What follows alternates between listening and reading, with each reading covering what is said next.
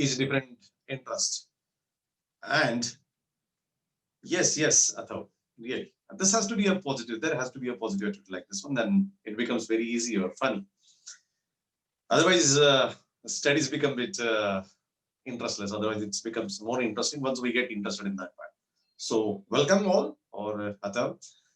So now, and the one of the important or most interesting chapter what we are discussing is nothing but the chemical equilibrium. As I stated in earlier lectures, equilibrium, that is the kind of balance is necessary everywhere.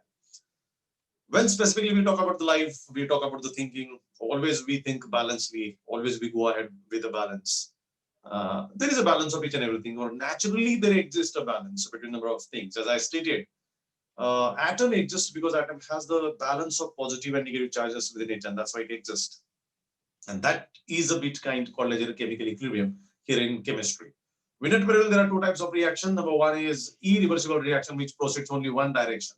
And we have another reaction which is called a reversible reaction, which proceeds in both the directions. So, irreversible reaction in which reactant react to form product, in turn product do not form reactants again. That is called an irreversible reaction. On the opposite hand, other side, reversible reaction is the reaction in which reactant react to form product, or in turn product forms reactant again. That is nothing but you can say here reversible reaction. And equilibrium is attained only in a reversible reaction, because here in the chapter we are dealing with reversible reaction only, not with irreversible reaction. Furthermore, also what we are saying, there are two types of equilibrium. Number one is physical equilibrium, number two is chemical equilibrium, and we have yesterday started with chemical equilibrium. In case of chemical reaction, there is chemical equilibrium attained, and that is the state of reaction at which rate of forward reaction becomes equal to rate of reverse reaction. That state is called a state of chemical reaction. That state is a state of chemical equilibrium. So in any of the reversible reaction, when rate of forward reaction becomes equal to rate of reverse reaction, that state has to be called as state of chemical equilibrium for that reaction. We also see the characteristics of that. These are very important, because we have to interpret the chemical equilibrium in different ways, and that's why the characteristics are very important. So we have seen that at equilibrium, both reactant and products are present. Second, we have seen that is at equilibrium, rate of forward reaction is always equal to rate of reverse reaction. Third point, what we have seen, that whatever the concentration of reactant and product, that is maintained constant after equilibrium is attained. There is no change in the concentrations. And also fourth point, what we have seen, equilibrium is attained as early as possible. Also, yesterday we have seen dynamic nature of chemical equilibrium. Chemical equilibrium is always a dynamic. What means that? Dynamism means what? We have seen that once a chemical equilibrium is attained, reaction appears to be stopped. I mean, ऐसा लगता है कि reaction stop हो चुका है, because there is no forward reaction is going on, there is no reverse reaction is going on. That feeling is there, but actually both reactions are going on with equal and opposite speed, and hence there is no change in concentration, there is no change in any of the chemical composition at all, and that's why we feel that that reaction is actually stopped, but not. Reactions are continuing with equal and opposite speed, and this nature, where actually reactions are going on, but it appears to be stopped, that state is called a dynamic nature of chemical equilibrium. That is also what we have seen in yesterday's lecture. Then furthermore, we have seen that is there is a group of scientists. There are many scientists who were having the question. That is, though we have seen yesterday, there are two reactions. That is, reactant A reacts with B to produce C and D. So we are here with chemical equilibrium, or you can say chemical equilibrium constant. So we are here with chemical equilibrium constant. So yesterday we have seen there is a reaction, general reaction, that is A reacts with B, produces C plus D, and in turn C plus D produces A plus B. That's why this is reversible reaction. This is a reversible reaction. इस reaction के अंदर A और B C plus D को produce करते हैं, और C plus D वापस A और B को produce करते हैं. So we have this is forward reaction, and this nothing but the reverse reaction or backward reaction. You can say दोनों reactions कह सकते हैं. Now scientist को जो सवाल आया था कि A का B के साथ react होने का rate, B का A के साथ react होने का same है, different है, and at the end of conclusion, at the end of experiment, they comes to know that reacting rate of A is different, reacting rate of B with A is different, and rate of reaction is different. And on which factor does this depends, and we comes to know that that is nothing but the active mass. So we have seen there is a concept called as active mass. And this active mass is nothing but in today's era called as concentration. आज की तारीख में जैसे हम लोग active mass नहीं कहते हैं, हम लोग concentration कहते हैं. आज की तारीख में जैसे concentration कहते हैं, उसे हम लोग active mass कहते हैं. अभी if concentration is higher, rate of reaction is higher. So we can say rate is directly proportional to concentration of reactant, whatever, whoever is that. So if concentration increases, rate of reaction increases, or if concentration decreases, rate of reaction also decreases. Then also we have seen yesterday, what is the rate of chemical reaction? Rate of chemical reaction is nothing but change in concentration upon time taken. Upon time taken. So this is the general formula or definition of this rate of chemical reaction. किसी भी chemical reaction का rate इसी तरीके से दिया जाता है, change in concentration upon time taken. अभी concentration reactant का भी बदलता है, concentration product का भी बदलता है, किसी भी का concentration बदलता है. तो कल मैंने ये भी बताया कि हम लोग ऐसे लिख सकते हैं rate of reaction को, rate of reaction is equal to change in concentration of A upon change in time is equal to minus sign आता है, minus का मतलब क्यों? दोनों reactant के लिए minus sign आता है, इसके लिए positive sign आता है. ये अभी है नहीं आपको, बस ये फॉर्मूला याद रखिएगा, जाते थोड़ा एक्स्ट्रा. देन ए उसी तरह बी भी कंज्यूम होता है, so you can say change in concentration of B upon change in time. Whereas C का भी कंसंट्रेशन चेंज होता है, तो we can say change in concentration of C upon change in time. Whereas D का concentration भी change होता है, so we can say change in concentration of D upon change in time. That is what we get, this is the rate of reaction. अब देखिए ये सब के बीच में इक्वल टू का साइन है. इक्वल टू का साइन क्यों है? क्योंकि the rate of consumption of A must be equal to rate of consumption of B. Rate of consumption of A and B must be equal to rate of formation of C and must be equal to rate of formation of D.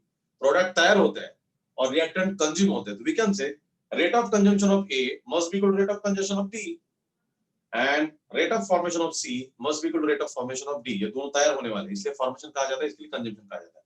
This is the way how we can represent a rate of chemical reaction. This is mathematical form and this is theoretical definition what we have here for the rate of chemical reaction. ये भी हमने कल देखा. आजकल हमने देखा कि square bracket में जब A लिखा जाता है तो इसका मतलब होता है that is concentration of A. इस चैप्टर में और केमिस्ट्री में जनरली ये टर्म जब किसी भी तरीके से स्क्वायर ब्रैकेट में लिखा जाता है तो उसे concentration कहा जाता है. तो रीड भी ऐसे किया जाता है concentration of A. So I can write this is concentration of B. I can see this is concentration of C. This is the concentration of D. That is what we can say. ये भी तरीका है, ये भी हमने कल के lecture में डिस्कस किया था, ठीक है ना. ये तो कुछ फंडामेंटल चीजें थी जो हमने कल के लेक्चर में डिस्कस की थी, लाइक दिस वन. नाउ देखना हम लोग इस रिएक्शन के अंदर ये जो रेट ऑफ केमिकल रिएक्शन है, this rate of chemical reaction is expressed in terms of chemical equilibrium constant. Chemical equilibrium constant ये क्या है? केमिकल इक्विलिब्रियम कांस्टेंट ये हमें डिस्कस करना है, तो हम चलते हैं उसकी तरफ. That is chemical equilibrium constant. अब देखिए वापस इसकी तरफ आते हैं. A plus B produces C plus D. इस रिएक्शन को पढ़ने का तरीका मैंने कल बताया. ये सिंबल ऑफ एलिमेंट है, जनरल एग्जांपल है, पर्टिकुलर एग्जांपल नहीं. पर्टिकुलर एग्जांपल भी मैं दूंगा. सो A सिंबल ऑफ एलिमेंट है, उसके आगे कुछ नहीं, मतलब स्टोइचियोमेट्रिक कोएफिशिएंट 1 होता है. यहाँ पर भी 1 होता है, यहाँ पर भी 1 है, यहाँ पर भी 1 है. सो इस रिएक्शन को रीड हमेशा ऐसे किया जाता है. Everyone please take note of this one. 1 mole of A reacts with 1 mole of B produces 1 mole of C and 1 mole of G. इस तरीके से कुछ नहीं, मतलब 1 है, एंड दैट्स व्हाई इसी तरीके से पढ़ा जाता है. मोल हमेशा मोल, नेवर से मॉलिक्यूल. कभी-कभी बच्चे गलती करते हैं. 1 molecule of A reacts with 1 molecule of B produces 1 molecule of C, 1 mole of B. It's wrong. It's not. It's a mole. 1 mole of A reacts with 1 mole of B produces 1 mole of C and 1 mole of D. This is the way how it is reaction is always D. Okay. Then furthermore, हम जब law of mass action apply करते हैं इस reaction को, तो इसके अंदर दो रिएक्शंस है. नंबर 1 है फॉरवर्ड रिएक्शन है, कल भी लिखा था मैंने, फॉरवर्ड रिएक्शन. अब ये फॉरवर्ड रिएक्शन क्या है? सिर्फ आगे जाने वाला. This you can say A gives A plus B produces C plus D. This is called a forward reaction. क्योंकि देखिए, this is the way how we can write the reversible reaction. This is the way how we can write the reversible reaction. ये वाला. और this is the way how we can write only forward reaction. एक ही, मतलब arrow देखिए, यहाँ पे arrow देखिए, condition अलग है. ये भी हमने स्टार्टिंग में देखा था. Reversible reaction is shown by these 2 arrows pointing towards product as well as pointing towards this reactant. The reason behind that, reactant react to form product, intern product from reactant again, and that's why इस reaction में reactant react होकर सिर्फ product तैयार करते हैं. That's why this is only forward reaction. Okay. According to law of mass action, कल ही हमने देखा कि according to law of mass action, scientist scientists come to the conclusion rate of reaction किसके ऊपर डिपेंड करता है, और उन्होंने देखा कि rate of reaction depends upon the concentration term, product of concentration term raised to suitable power. So applying law of mass action, इस reaction को जब law of mass action apply करते हैं, अभी हम लोग स्टार्टिंग में लिखेंगे applying law of mass action. अभी देखिए, अभी हम लोग लिखेंगे, बाद में हम लोग लिखेंगे नहीं, बिकॉज इट्स कंसीडर होता है कि ऐसा ही है. Applying law of mass action, this reaction में रिएक्टेंट है, ये प्रोडक्ट है, तो इस रिएक्शन का रेट क्या करेगा? So rate of forward reaction is directly proportional दो रिएक्टेंट है, तो concentration of A and this is concentration of B, इनके प्रोडक्ट के ऊपर डिपेंड करता है. This is according to law. ये जो इक्वेशन मैंने लिखा है ये लॉ ऑफ मास एक्शन के हिसाब से, क्योंकि लॉ ऑफ मास एक्शन ये कहता है कि किसी भी रिएक्शन का रेट उनके रिएक्टेंट के कॉन्संट्रेशन के प्रोडक्ट के ऊपर डिपेंड करता है. तो रिएक्टेंट उनका कॉन्संट्रेशन और कॉन्संट्रेशन का प्रोडक्ट मतलब multiplication. So this is what we can say here. So according to law of mass action, rate of chemical reaction is directly proportional to concentration of all reactant, जितने भी reactant है उतने and the product of this concentration term. That is what we can say. तो ये हमने theoretically law ये पता है और ये उसका mathematical form है. Theoretically क्या कहता है? Law of mass action, that is rate of chemical reaction is directly proportional to the product of concentration of all reactant involved in a chemical reaction. And this is mathematical format. इसे अभी हम लोग solve करते देखिए. इसे हम लोग solve करते हैं. इसे सॉल्व करते तो RF प्रोपोर्शनलिटी में लेके आएगा इज इक्वल टू, और यहाँ पे K. सो ये K भी है फॉरवर्ड रिएक्शन को, मैं यहाँ पे KF लिखता हूँ. सो KF into concentration of A into concentration of B. This is equation number 1. Do we know? Everyone know this is the mathematical format. कि हम जब proportionality के equal to में convert करते हैं तो there is a proportionality constant, that is K. और मैंने KF क्यों लिखा? Because it is from forward reaction. So we got this one reaction. So rate of forward reaction is equal to KF into concentration of A into concentration of B. अभी यहाँ पे देखिए, यहाँ पे 1 1 है, यहाँ पे पावर भी 1 1 आएगा, सुटेबल पावर पे आया था, तो ये इक्वेशन मिल जाता है. दिस इज यू कैन से फॉरवर्ड रिएक्शन. दूसरा जो रिएक्शन है दैट इज यू कैन से बैकवर्ड रिएक्शन या रिवर्स रिएक्शन. बैकवर्ड या फिर यू कैन से रिवर्स रिएक्शन. रिवर्स रिएक्शन क्या है? रिवर्स रिएक्शन है C plus D produces A plus B. तो C plus D produces A plus B. This is the reverse reaction. इसके अंदर C plus D रिएक्टेंट है और ये प्रोडक्ट है. फॉरवर्ड रिएक्शन में A plus B रिएक्टेंट है और ये प्रोडक्ट है. याद रखिएगा, arrow is pointed towards A और B. इसका मतलब ये है कि C plus D reactant react होके A plus B प्रोडक्ट तैयार करते हैं. अभी यहाँ पर भी applying law of mass action कर सकते हैं हम लोग. तो यू कैन से applying law of mass action. जैसा इधर किया वैसे यहाँ पर भी रहेगा. सो लेकिन इस रिएक्शन फॉरवर्ड है तो RF आएगा, इधर रिवर्स रिएक्शन तो क्या होगा? रेट ऑफ रिवर्स रिएक्शन या बैकवर्ड रिएक्शन RB या RF is directly proportional concentration of reactant कौन है? concentration of C and here is the concentration of D. So this is the concentration of D. Got it? और ये proportionality लेके आते हैं हम लोग, तो यहाँ पे क्या होगा कि RB is equal to RB, B small लेते हैं, RB is equal to KB into concentration of C into concentration of D. This is equation number 2. Do we get it? ये हम लोग को मिल जाता है. Okay. अब देखिए यहां तक शायद किसी को डाउट नहीं है. अभी हम लोग ये जनरल रिएक्शन दिए थे, हम लोग पर्टिकुलर एग्जांपल भी ले लेंगे. So we have to discuss actually chemical equilibrium constant. हमारे टॉपिक का नाम है chemical equilibrium constant because rate of chemical reaction and law of mass action is expressed in terms of chemical equilibrium constant. So we have seen this is the reversible reaction. This reversible reaction has two reaction, one forward reaction another backward reaction. Forward reaction is this and reverse reaction is this.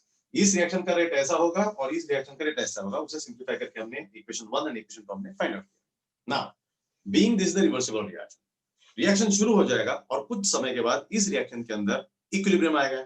This reaction will have the equilibrium. तो equilibrium आएगा और हम जानते हैं at equilibrium होता क्या है. At equilibrium rate of forward reaction becomes equal to rate of reverse reaction. So we can say this is at equilibrium. At equilibrium there should be rate of forward reaction must be equal to rate of backward reaction.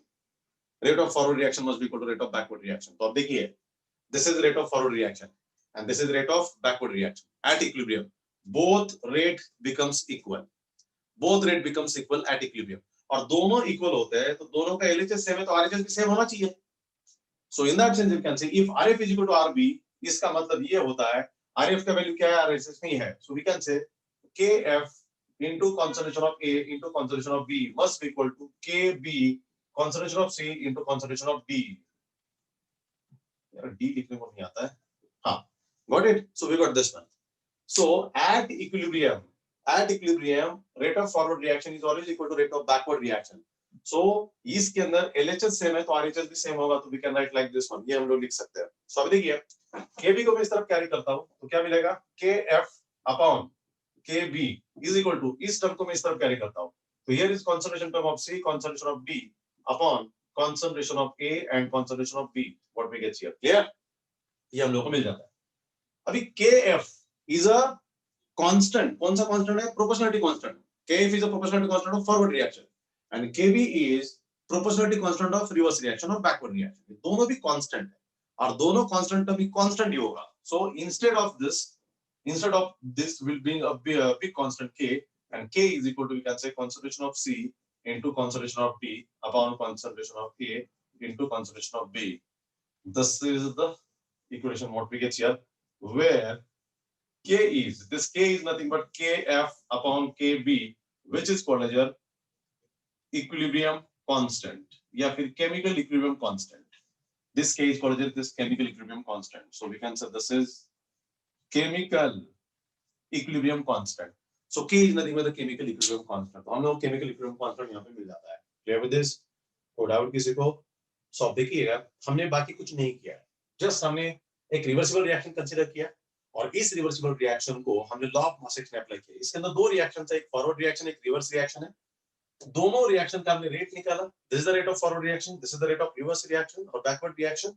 और हम ये अच्छी तरह जानते हैं कि at equilibrium both rate must become equal. दोनों rate क्या होते हैं? इक्वल होते हैं. और जब दोनों रेट इक्वल होते हैं तो दोनों का एलएचएस अगर सिमिलर हो रहा है तो आरएचएस भी सिमिलर होना है. So that's why we got this equation. इसे बस सिंपलीफाई करते चले गए, और केएफ केबी के बजाय हमने कांस्टेंट लाया, क्योंकि दोनों कांस्टेंट है तो ये भी कांस्टेंट होगा. इस कांस्टेंट का मतलब है KF upon KB, and that is nothing but the chemical equilibrium constant. So this K is nothing but chemical equilibrium constant, and we got K is equal to concentration of C into concentration of D upon concentration of A into concentration of B. This is the equation what we get here. Clear with this? Go out. So that is what we are. So have the screenshot, or either you can write it down, please. This is a very important equation here in this, और exam में पूछा जाएगा. जिनको ये chapter exam में रहेगा इनको equation पूछा जाएगा. So please have a screenshot और लिख लीजिएगा.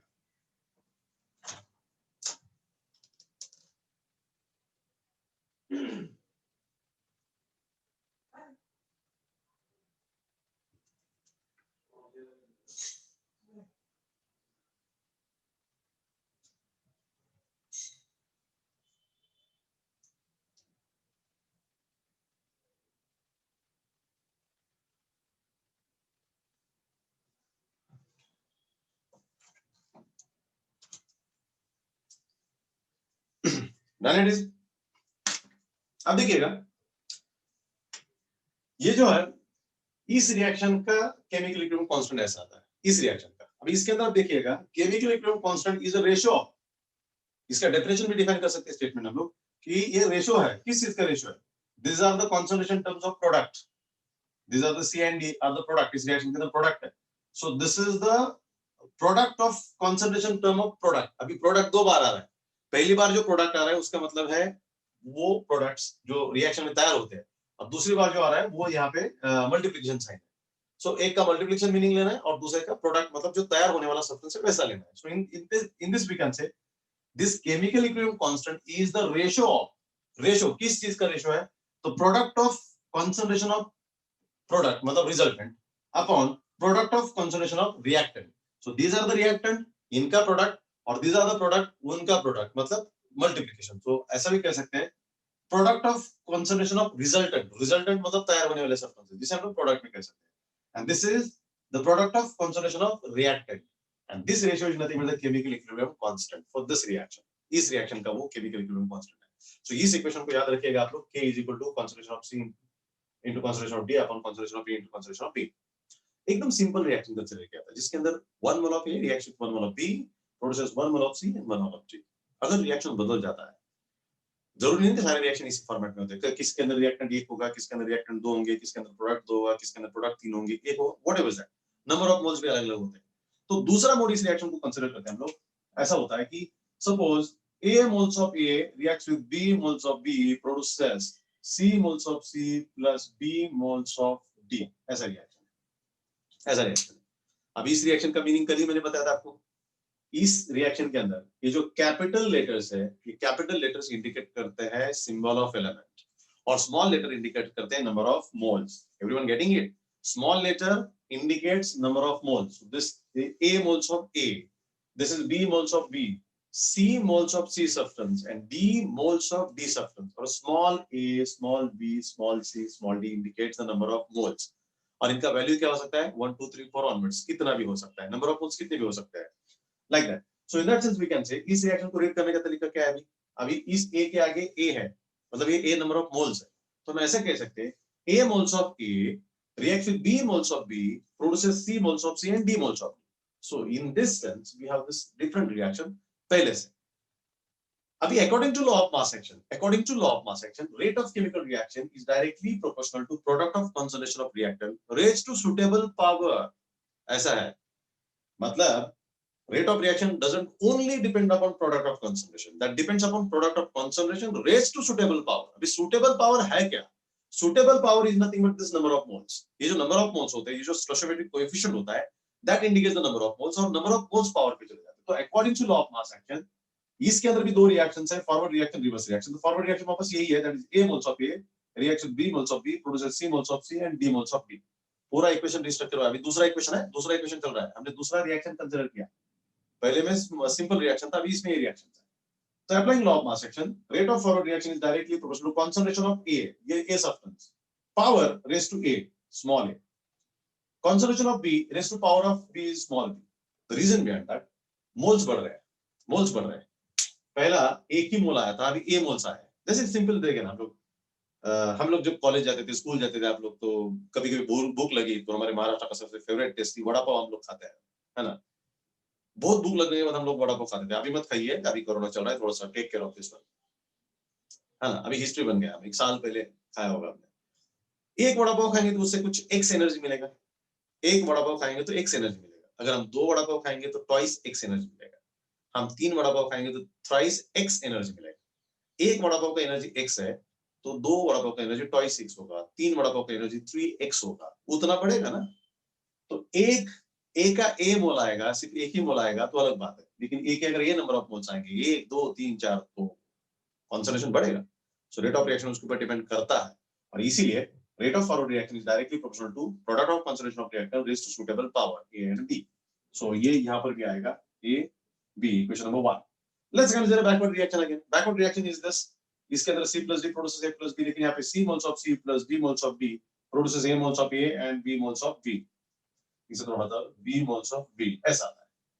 So यहाँ पर भी देखिए रिएक्टेंट के अंदर C मोल से D मोल से, तो श्योरली यहाँ पे क्या आएगा, concentration of C raised to C, concentration of D raised to D आएगा. तो here C और D आएगा. These are equation 2. Okay. Again, at equilibrium, reaction कौन सा भी क्यों ना हो, at equilibrium there is a rate of forward reaction must be equal to rate of reverse reaction. So this equation क्या आता है फिर यहाँ पे, A raised to A, B raised to B, concentration C raised to C, concentration D raised to D, C raised to C, D raised to D, A, B, C, D, A, B. This is equation number 2. This is equation number 2. For different reaction. पहले case हमने अलग reaction किया था, अभी हमारा अलग reaction आ रहा है. यहाँ पे केमिकल इक्विलिब्रियम कांस्टेंट दिए गए, इस रिएक्शन के केमिकल इक्विलिब्रियम कांस्टेंट दिए गए. Okay. So take a screenshot या फिर लिखिएगा आप लोग, क्योंकि अभी ये मेरा दूसरा इक्वेशन भी हो गया उसके अंदर. या तो स्क्रीनशॉट लीजिएगा या फिर थोड़ा सा लिख लीजिएगा.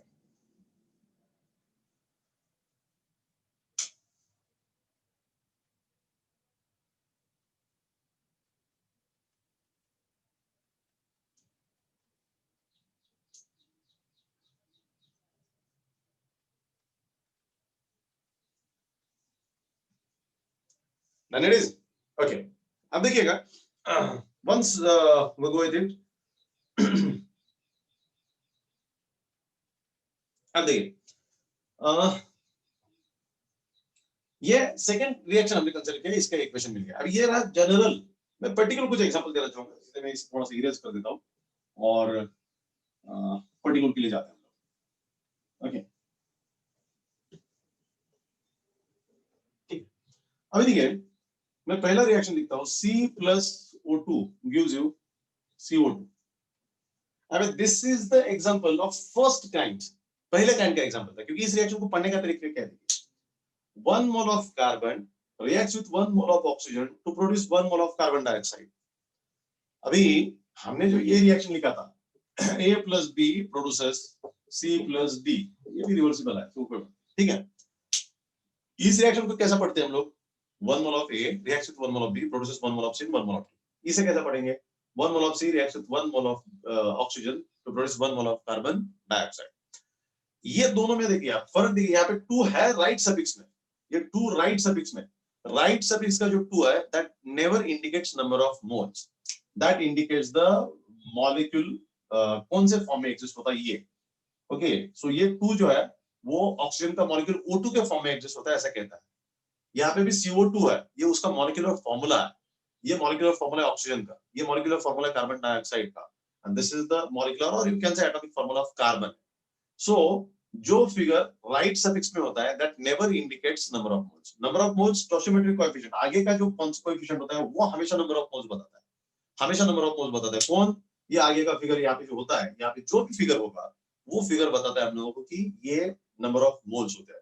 तो इसके आगे कुछ नहीं मतलब 1 है, यहाँ पर भी कुछ नहीं मतलब 1 है, यहाँ पर भी कुछ नहीं मतलब 1 है। So we can say 1 mole of carbon reacts with 1 mole of oxygen produce 1 mole of carbon dioxide. तो अभी देखिए इस रिएक्शन के अंदर क्या था, K is equal to concentration of C था, कॉन्सेंट्रेशन ऑफ D था, और यहाँ पे फिर कॉन्सेंट्रेशन ऑफ A था, कॉन्सेंट्रेशन ऑफ D था।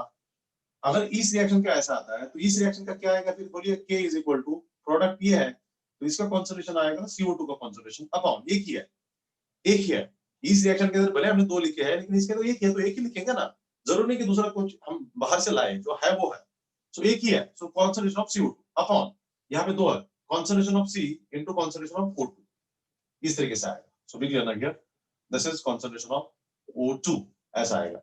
सो ये रिएक्शन का इस तरीके से आता है, मतलब इस रिएक्शन का इस तरीके से आएगा, क्योंकि हमने देखा है कि chemical equilibrium constant is a ratio of concentration of product upon concentration of reactant, product of concentration of resultant upon product of concentration of reactant।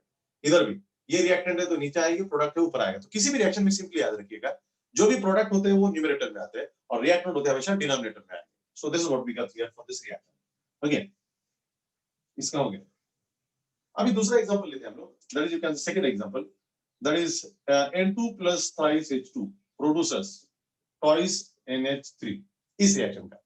This reaction is equal to A moles of A plus B moles of B produces C moles of C plus D moles of D। कैसे? इस reaction के अंदर ये number of moles indicate करते हैं small letters.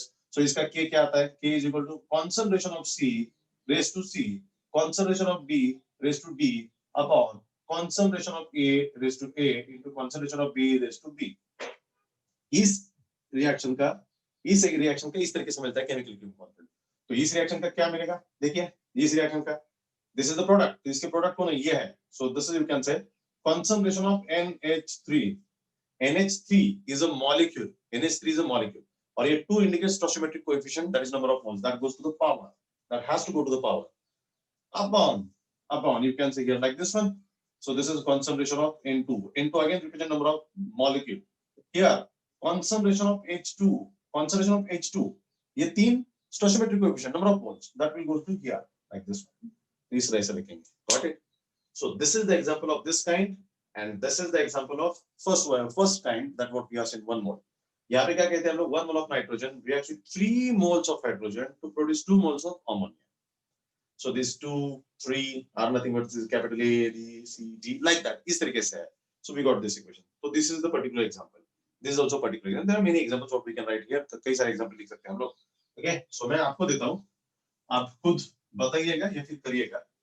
Number 3 you can से H2 plus I2 gives you twice HI। Okay कोई बता पाएगा इसका क्या होगा? Anyone? K is equal to क्या होगा इस रिएक्शन का, इस तरीके से लिखना है तो क्या आएगा? Yes anyone please? No one? So may I? Yes please।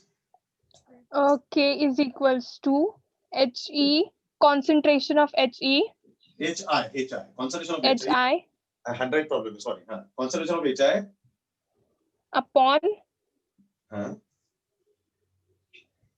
concentration of H, concentration of H2 into concentration of I2 I2। बराबर है। और लेकिन देखिए इसके अंदर फर्क है और ये इसके अंदर फर्क है, HI है ना, this 2 is number of moles, Yes sir, 2 must go to the power, yes sir। है ना? Okay thank you very good।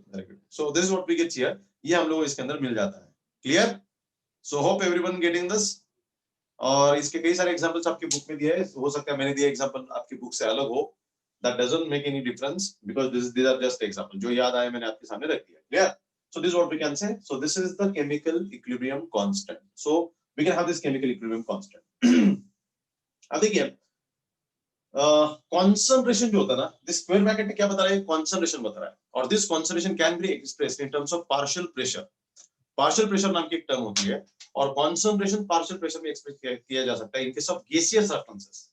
Substances हम लोग दोनों फॉर्मेट में ले सकते हैं, लिक्विड फॉर्मेट में ले सकते हैं हम लोग, गैसियस फॉर्मेट में ले सकते हैं, and that's why concentration can be expressed in terms of partial pressures. Partial pressure में concentration एक्सप्रेस किया जा सकता है, तो थोड़ा सा अलग इक्वेशन आ जाएगा हमारे लिए, सो कर लेता हूं.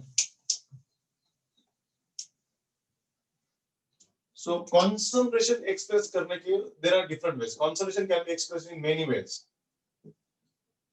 Many ways. So you can say concentration of A can be expressed in terms of partial pressure of A. Partial pressure of A. So concentration of A must be equal to partial pressure of A. ऐसा भी लिखा जाता है. भी clear हो गया? अगर इस रिएक्शन के अंदर मानो ये सब्सटेंसेस है, नाइट्रोजन है, हाइड्रोजन है, अमोनिया. अभी यहाँ पे क्लियर है कि हाइड्रोजन, नाइट्रोजन और अमोनिया तीनों भी गिवन टेम्परेचर पे गैसियस स्टेट में एग्जिस्ट करते हैं. गैसियस स्टेट में एग्जिस्ट करते हैं मतलब ये भी गैसियस स्टेट में, ये भी गैसियस स्टेट में, ये भी गैसियस स्टेट में. सो गैसियस स्टेट के जो सब्सटेंसेस होते हैं उनका कंसंट्रेशन पार्शियल प्रेशर में भी एक्सप्रेस किया जा सकता है. तो concentration of A, instead we can write partial pressure of A. Read करने का तरीका देखिए, this is the concentration of A, और concentration of A is nothing but the partial pressure of A, provided A should be in gaseous state. A अगर liquid state में होगा तो it should not be expressed in partial pressures. A अगर gaseous state में है तभी जाके instead of concentration of A we can write a partial pressure. समझ रहे हैं आप लोग?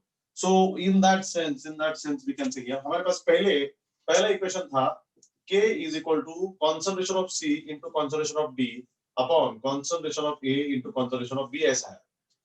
इस इक्वेशन को देखिए, concentration of C के बदले क्या आएगा, partial pressure of C आएगा, तो I can write PC. concentration of D के बदले क्या आएगा, into partial pressure of D upon A के बदले क्या आएगा, जैसे मैंने बताया partial pressure of A into partial pressure of B, ऐसा आएगा.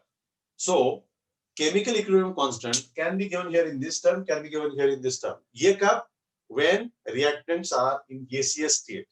Reactant अगर gaseous state में है तो ऐसा लिखेंगे. Reactant अगर moles per dm cube में है तो इस तरीके से लिखेंगे, मतलब liquid state में हो रहा है तो इस तरीके से लिखेंगे हम. समझ रहे हैं आप लोग? So that's why ये equation इस तरीके से आता है. और दूसरा जो reaction का equation था, that is you can say concentration of C raised to C into concentration of D raised to D upon concentration of A raised to A into concentration of B raised to B. इसको कैसा लिखेंगे? ये भी हम लोग gaseous state में हो सकता है, रिएक्शन का काइंड जो ऑलरेडी यहाँ पर है, तो इसे लिखने का तरीका ऐसा होगा, instead of concentration of PC, concentration of C, PC आएगा रेज टू सी, सी का पावर ही रहेगा, multiply by concentration of D should be indicated by PD raise to D, number of moles तो पावर पे जाना ही जाना है, that is what we can say here. Again partial pressure of A raised to number of moles A into partial pressure of B into number of moles of B. So this equation can be written like this one. ये equation इस तरीके से लिखा जा सकता है. कब? When concentrations are expressed in terms of partial pressures. Gaseous state में अगर substances ऐसा लिख सकते हैं हम लोग. तो यहाँ पे देखिए, यहाँ पे क्या लिखेंगे हम लोग? यहाँ पे वही आएगा. This is concentration of ammonia. तो concentration of ammonia can be written as partial pressure of ammonia NH3. Be clear? Partial pressure of ammonia P NH3 for ammonia. तो partial pressure of ammonia raised to 2 upon here partial pressure of nitrogen into partial pressure of hydrogen raised to 3. This is the way how we can write it. Hope you are getting the technique how we can write it. So इस तरीके से हम लोग लिख सकते हैं. So all these are nothing but the chemical equilibrium constant. So we are discussing chemical equilibrium constant. Chemical equilibrium constant is expressed in this way. इस तरीके से लिखा जाता है. That is K. और K क्या होता है? It is a ratio of product of concentration of all the resultant upon product of concentration of all the reactant raised to suitable power. हर एक का जो भी पावर होगा उसी हिसाब से वो यहाँ पे पावर पे चला आएगा. This is the way how we can write the chemical equilibrium constant. Hope everyone got the chemical equilibrium constant. How we can write it over here? Now this chemical equilibrium constant K can be expressed as Kc और Kp. अब देखिए this K, ये जो K हम लोग लिख रहे हैं, this K can be expressed as Kc और can be expressed as Kp. So ये इक्वेशन अगर लिखना है तो that is as a Kp और ये इक्वेशन आता है that is as Kc. समझ रहे हैं आप लोग? So this is nothing but the Kc, chemical equilibrium constant. This is K is nothing but the chemical equilibrium constant that can be called as Kc, that can be called as a Kp. Kp cup when concentrations are expressed in terms of partial pressures, and ये cup whenever concentrations are expressed in terms of moles per dm cube. Yes, just a second. I have one chat. Is there any doubt to anyone?